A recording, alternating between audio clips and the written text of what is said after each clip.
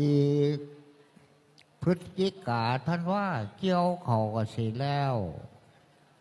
ผู้ที่ลงเกี่ยวเขาก็ได้บ่อยากหัวแต่ไทยหรอกย่านเล่าได้ลืนแร่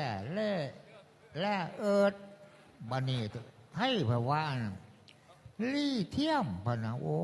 ย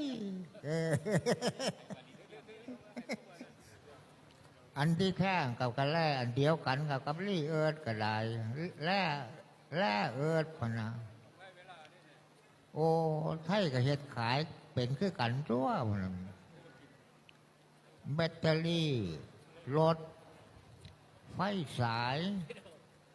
ไฟในโทรศัพท์มื้อนี้ก็แล่มื้อนี้แล้วเอามาเฮ็ดพะนะโอ้โห